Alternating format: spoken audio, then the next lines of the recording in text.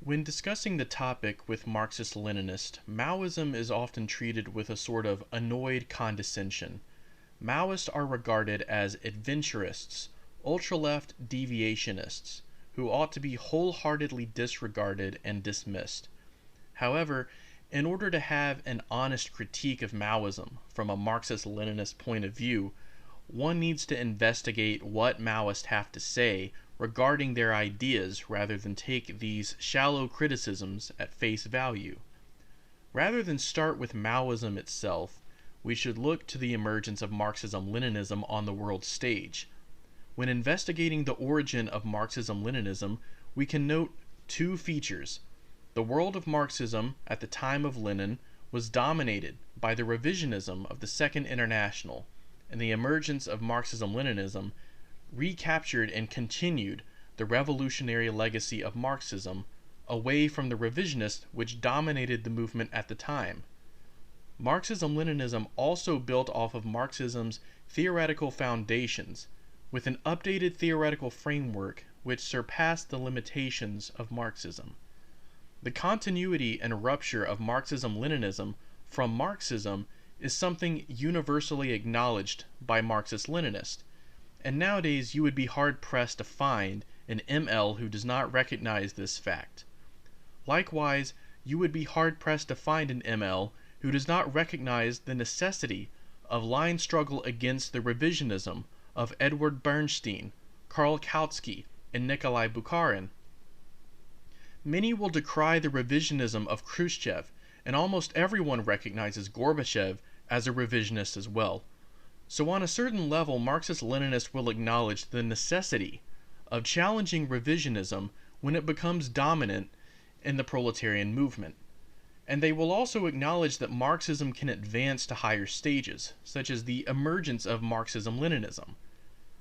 In the same vein, Maoists say that Maoism emerged in light of the dominant revisionism of the Marxist-Leninist movement, and continued the revolutionary legacy of Marxism while providing an updated theoretical framework that surpassed the limitations of Marxism-Leninism. So why then do Marxist-Leninists reject Maoism as the third and higher stage of Marxism?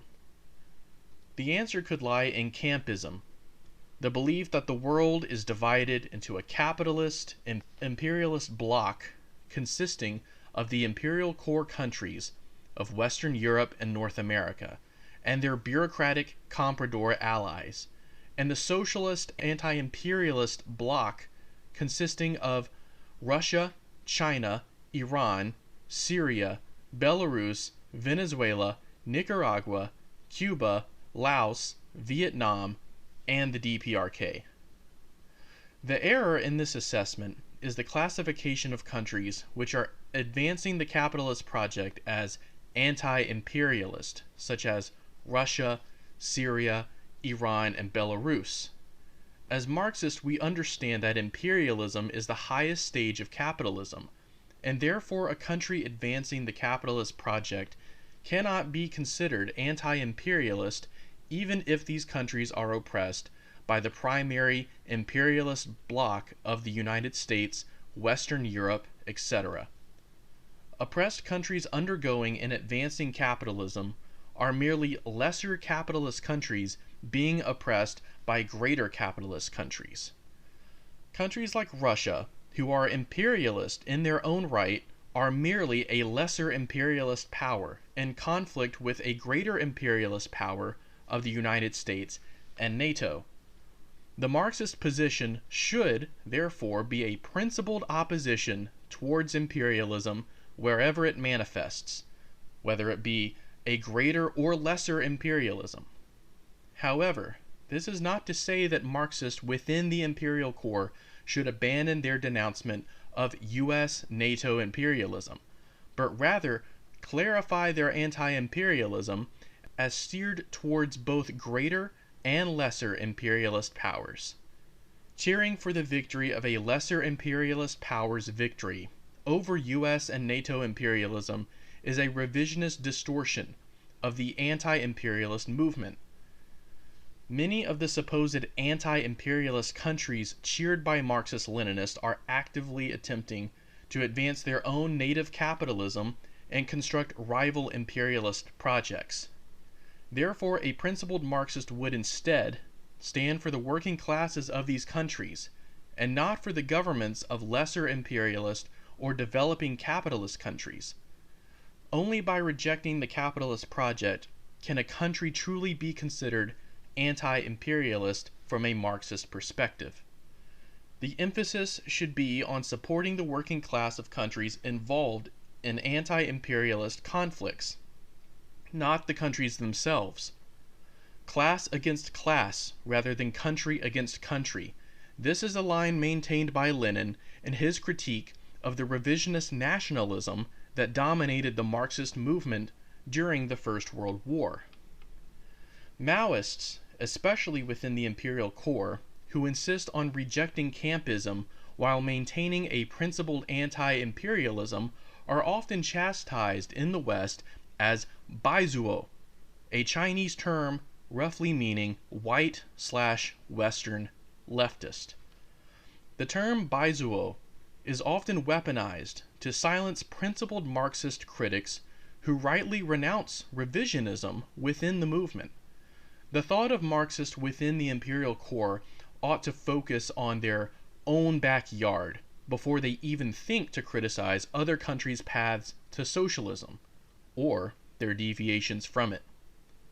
Not only is this a rejection of principled criticism and a form of national chauvinism, but this error gives way to a support of blatant revisionism and support for lesser capitalist countries.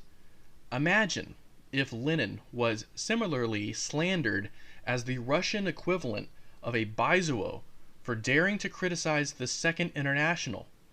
After all, Lenin's backyard at the time was viewed by the Marxist movement as a semi-feudal backwater, where socialism was viewed as an impossibility. One could easily see the revisionist arguing that Lenin ought to focus on his own backyard while ignoring the movement as it manifested in Germany and the rest of Western Europe, where it was believed at the time that socialism was a likelihood. Therefore, the dominant Marxist-Leninist position defaults to a revisionist Campism and anti-Baizuo sentiment, a knee-jerk reaction and opposition to whatever the U.S. does and supports. Of course, Marxists should oppose the United States and its imperialist projects around the world. Hopefully no one is disagreeing with that. However, Marxist-Leninists go too far in their uncritical support for lesser capitalist, lesser imperialist countries while calling this anti-imperialism, a position which Maoists reject. These revisionist Marxist-Leninists fear that any criticism of the targets of U.S. imperialism amounts to a support of U.S. imperialism, even if these criticisms are principled Marxist ones which support the working classes of all countries involved in inter-imperialist conflicts. Just as Marxism-Leninism emerged in a period in which Marxism was dominated by the revisionism of the Second International, Maoism emerged in a period where the Marxist-Leninist movement was also dominated by revisionism. Just as Marxism-Leninism continued the revolutionary trajectory of Marxism and ruptured from it into a higher stage, Maoism similarly continues the revolutionary trajectory of Marxism-Leninism and ruptures from it into yet an even higher stage. Maoism is therefore revolutionary communism of the modern day. It does not reject the theoretical framework of Marxism or Marxism-Leninism, but it surpasses it with a qualitative leap in its theoretical framework beyond the limitations of Marxism's lower stages. Maoism enters the world stage as a new theoretical horizon, and upon its victory in revolutions yet to come, it will surpass the limitations of Marxism-Leninism. In the following video series, the essentials of Maoism are described, as well as the attempts to answer questions pertinent to the contemporary communist movement. My hope is to clarify Maoism to those who seek to understand it, and place it in context of contemporary conditions, specifically American conditions. Thank you so much for watching this video. Be sure to like, comment, and subscribe, and I'll catch you next time. Thank you, Kang, out.